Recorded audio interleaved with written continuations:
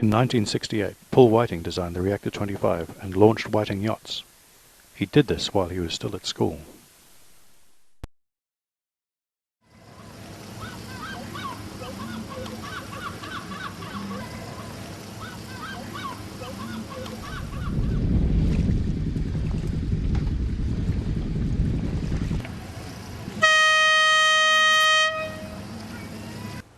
I could be wrong, but I imagine he was 14 when he designed the boat. And it was some while after that that the first boat was built. Oh, it was a little boat that he and I thought that we would be able to sail, race, and perhaps put into production if we could find somebody to buy the plug, so we could have enough money to go out and buy some fiberglass to make a mould to, you know, continue on that way. And we were in business very early in our lives, and schoolwork and schooling wasn't a huge part of our lives because we both had so much that we wanted to do, and to get out into the workforce was really important.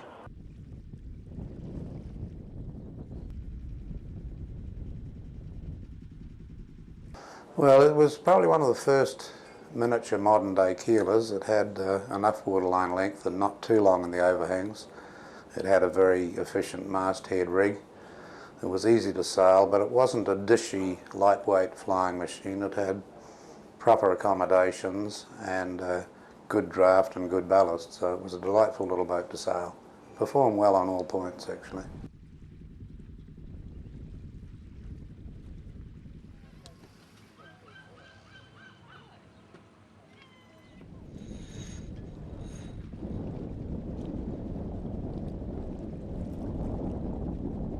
I can vividly recall, even to this day, being at the boat show. As I said in my book, it's a sight that just struck in my mind as being so extraordinary for virtually a kid to be rather audaciously displaying a boat. I think it was just a hull at that stage that he had prepared for the boat show, and with a professional written sign alongside declaring who he was, Whiting Yachts, and this forlorn figure standing out there in the cold and, at the boat show saying, well, here's my boat, come and buy it. And I think that from that show the class grew, he got some sales, and he never looked back.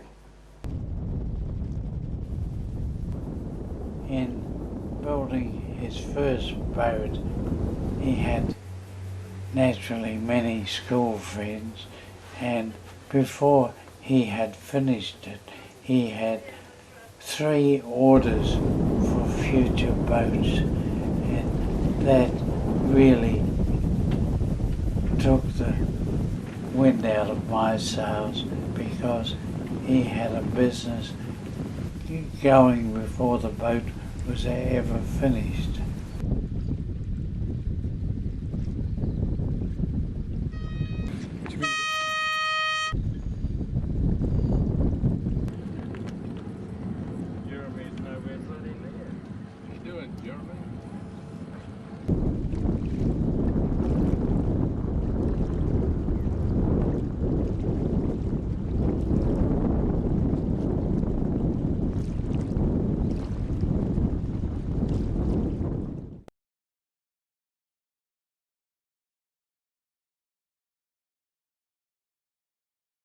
Yeah, the wooden plug did end up sailing around because we had to sell it so that we could get enough money to build the mould, which was so expensive, before we could actually sell the production boats. Once the cost of the mould had been met, the boats, the hulls could be churned out of the mould at regular intervals, and the cost would come down. Well, I do believe the first order was a Hugh Garlick, who was an accountant, and he and his brother decided they wanted one of our boats, and I typed up, borrowed Lady Up the Road's typewriter that had one key missing, an E or something, or an A missing, and I typed up this contract that he was to pay $4,000, an instalment of this and an instalment of that, and he'd get this and that, and signed, you know, Penny and Paul Whiting. Well, this guy, honestly, I believe he framed this letter. He's never seen anything like it.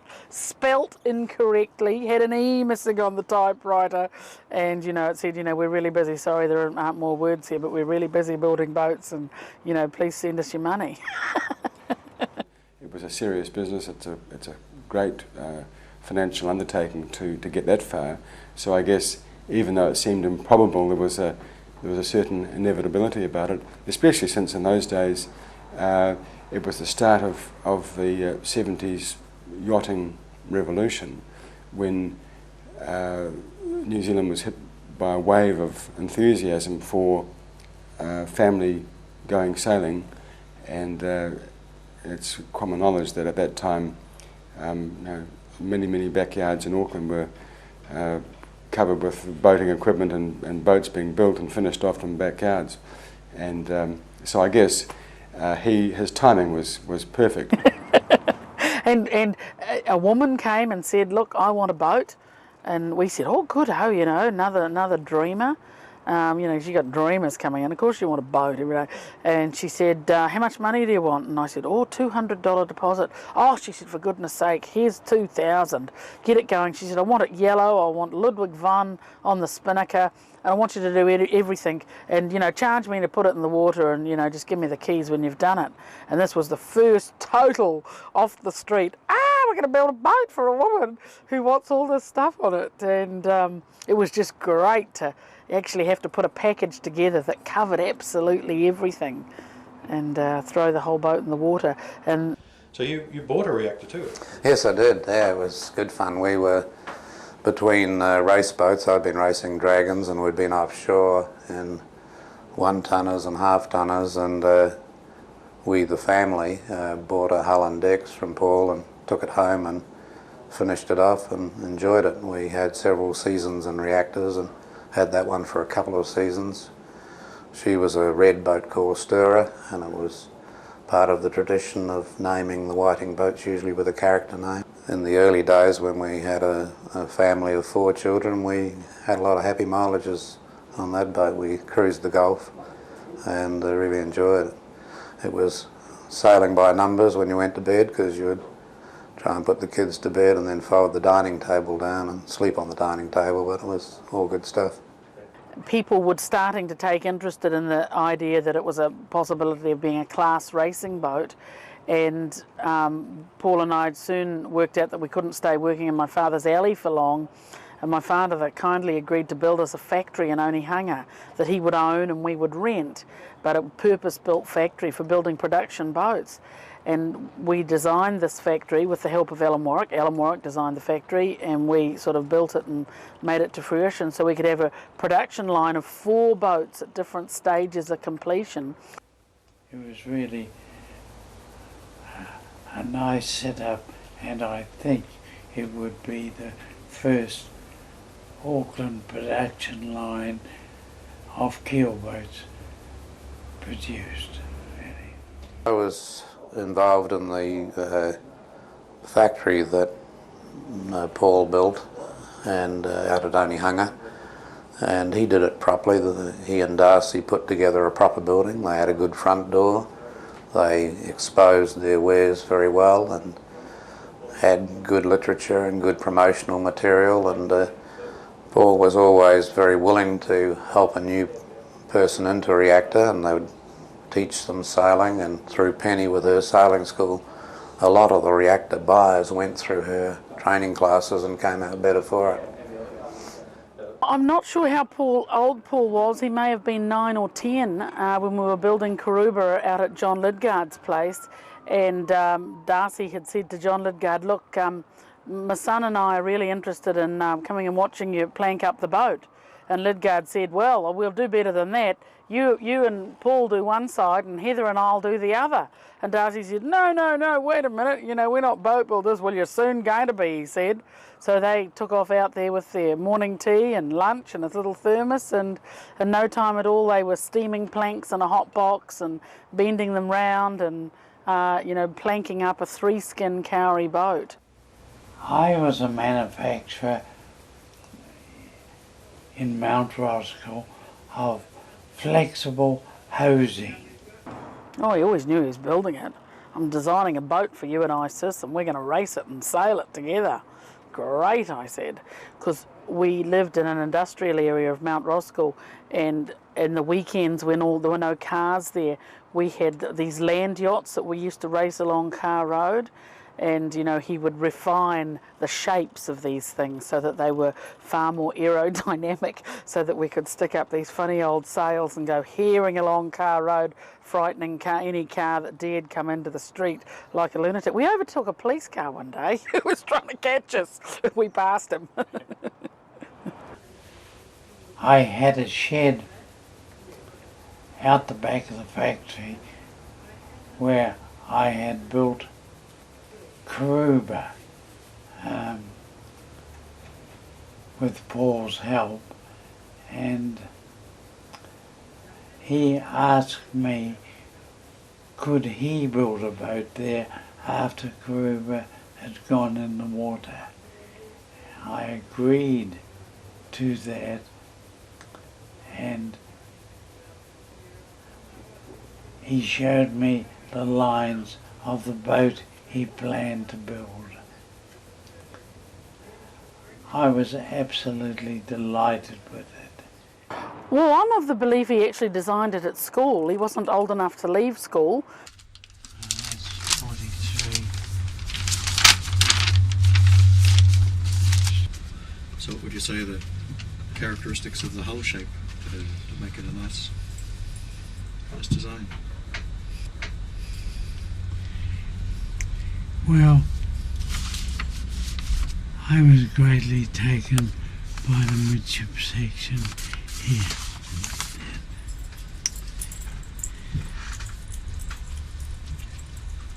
And there, it's just really delightful. Is it quite unusual how the keel is fitted to the bottom of the hull too? It is. Well, let's say it was in those days. The keel finishes up just about there. Yeah, yep, that's it.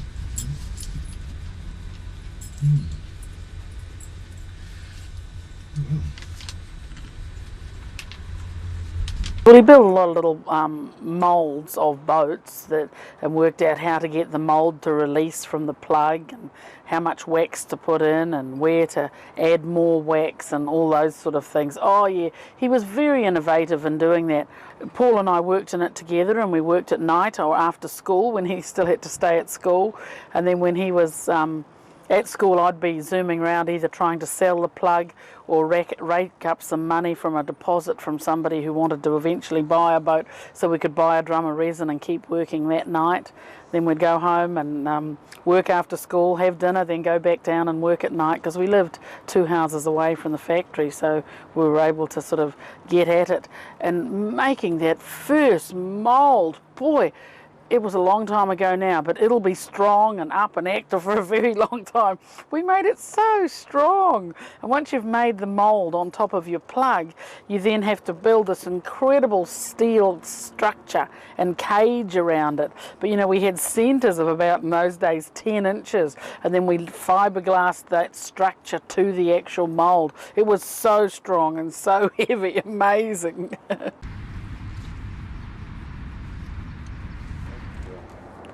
My name's Felicity Walbran and I own Throbber. Yes, always been in boats. From the time I was in a carry cot, I've been on boats.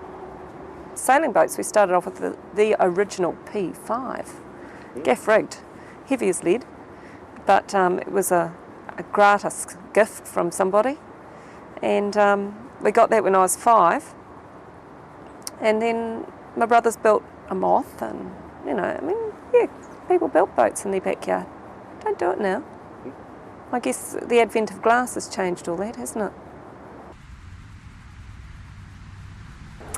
There I was in my early 20s thinking, now, what will I do next? Shall I do a trip overseas, like lots of my friends were? And I thought, well, I didn't have anybody in particular I wanted to go with, and yet I really didn't want to go on my own. And I was on holiday with some friends up north at Kerikeri, and right at the water. And I thought, you know, I really want to get back on the water because we'd had to sell the launch. So I thought about it, and I thought, now I could buy a laser or something. And then I decided, no, that wouldn't do because I couldn't be independent. I'd have to have help getting it up and down the beach and that sort of thing. And then I thought, well, maybe I could buy a small keeler or a trailer sailor. No, the trailer sailor wasn't going to work either because that required help. Keeler seemed to be the answer. So I came home and I mentioned it to my brother, and he said, that's a good idea, Felicity. I know just the type of boat for you. So he'd been crewing on Reliant for some time. His best friend owned Reliant. And he said, I know, you know, reactors are great, Felicity. They're so kind and you can't do anything wrong and they behave really well and they're just the right size for you. I'll help you look. So we scouted around and looked at several, looked at a number, and eventually, yeah, got Throbber. Well, I had to learn to sail it, of course, and the first thing I really discovered was that owning a boat and being in charge was mountains different from being a crew. That I had never considered, actually, until it happened, and wow, what a difference.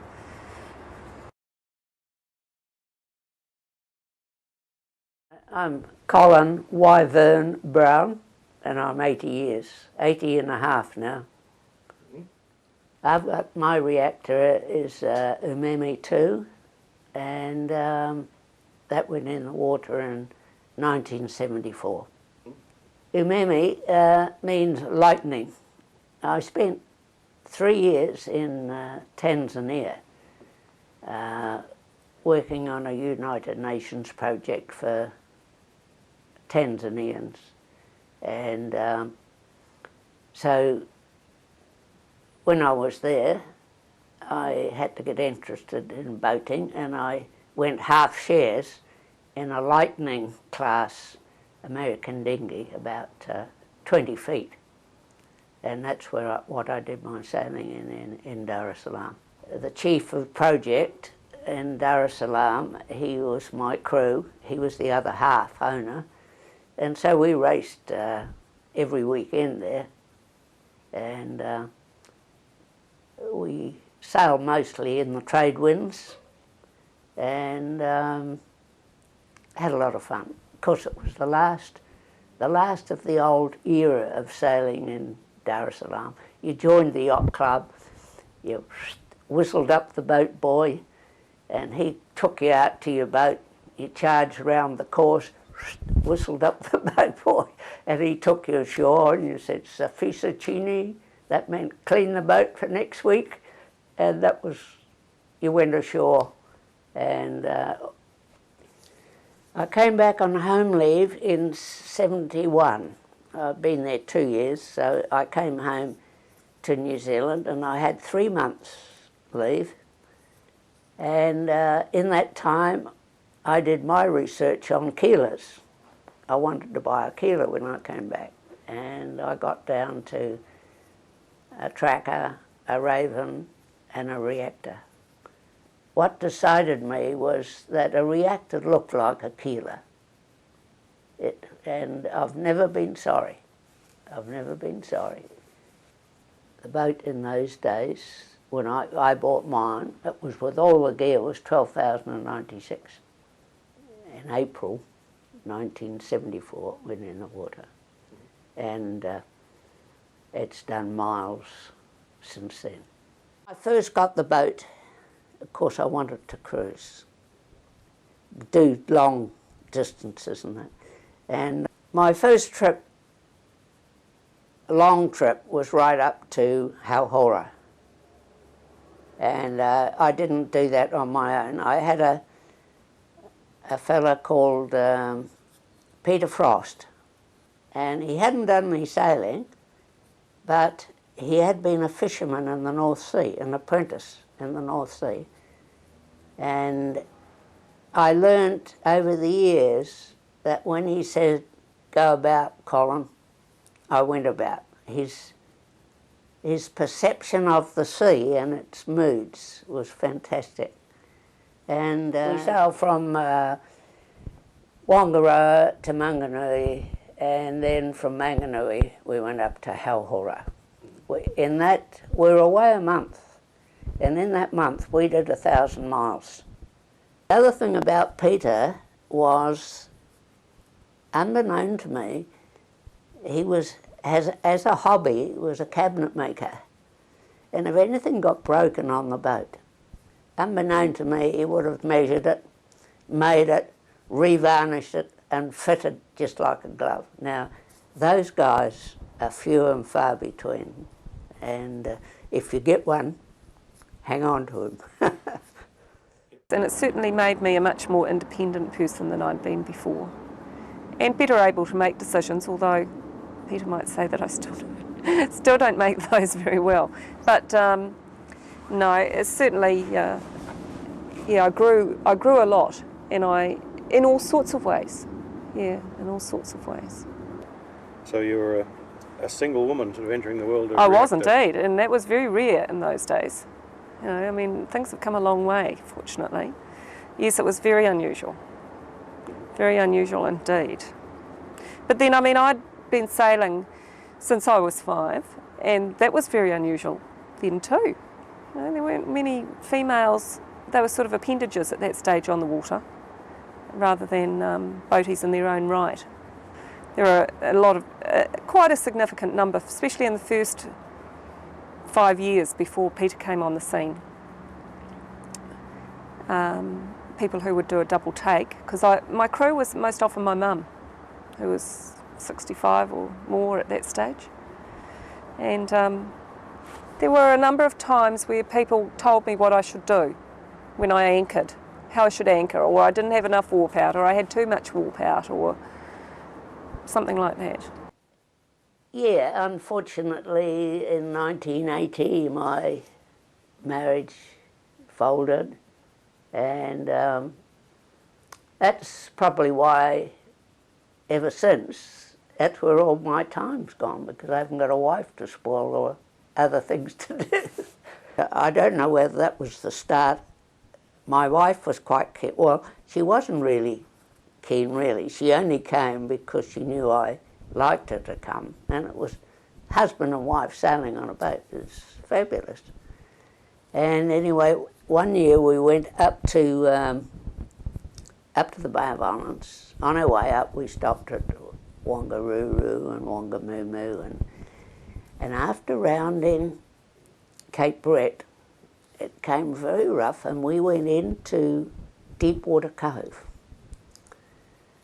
Now, the weather came up so badly, that we couldn't get out of Deepwater Cove.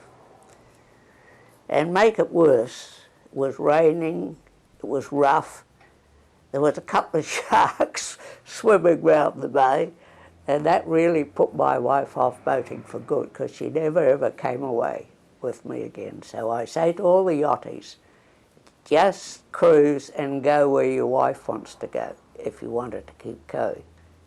It's important, very important.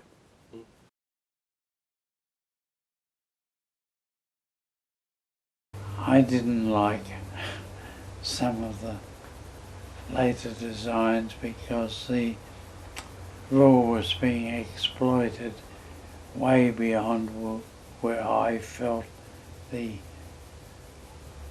originators of the design had intended it to go. Smackwater Jack was in that class. Well, I think the rule makers have to be held to some extent accountable for that, to perceive and detect design trends which are emerging, and to take action where it could be seen that those designs were not producing seaworthy boats. I never liked the boat. It wasn't pleasant to my way of thinking, and the fact that so much of it had to be fed with a straight edge, I thought it was unnatural. Of course, there's a balance between that and rule makers continually changing the rule and interfering in the design process. So it's a difficult question to try and create that balance between what the designers are trying to do in terms of the rule to exploit loopholes and what the rule makers are trying to do, and that is to ensure that there are seaworthy boats that are competitive and that they're a joy to sail. So in one of Paul's really innovative designs, it was a racing 37-footer called Smackwater Jack, and he and his new wife were planning on setting up business in Australia. So they decided to go over and do the Sydney-Hobart race, of which they did very well in the race to Hobart. At that stage, I was sailing tequila around the north of New Zealand. I had a charter to take me up to the Three Kings, and I experienced this vigorous cyclone, which I think had Paul's name on it. It swept down from below Fiji, which most of the cyclones come in a track, and it curled down past the top of New Zealand, and it was pretty mean. And then there was a race back to Auckland, and a couple of their crew stepped off the boat, and so they got another couple of crew. And we, the family, you know, it was as if they were still in Australia, you know, setting up business. But then they were, you know, unfortunately lost on the return voyage from Hobart to Auckland. I guess Paul was lost. Yeah, that is so. I just feel the boat was overwhelmed. Don Sinclair Brown, in anticipation, was out there, and he described it for me. It must have been a pretty nasty gale at the stage that it struck Smackwater Jack, because she was no seaboat that you would expect to ride out a gale in. A boat like Anticipation would snug down and behave very nicely in it. And same Tequila is a kind boat, but I'm afraid Smackwater Jack wasn't that type of a boat. Yeah, that was tragic, and I still think about it to this day, but no, I don't think there was any clear finding over it, and we all helped in the search parties, and there was a massive search, both public and private, but there was no sight ever. My son's in Team New Zealand. He's 19, and he's Dean Barker's mast man. And it's just ironic, you know, Paul at the level he got to in his sailing career, and then Carl stepped into the elite area as well.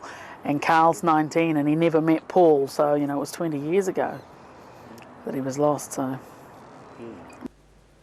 Oh, I think it was a very sad loss for New Zealand yachting. I think Paul had so much to offer. He had such a talent, a gift for yacht design. He had a love of the sport, a love of sailing, and when you combine those things and the youth that he had, then we were in store for a great career in yacht design, which wasn't to be.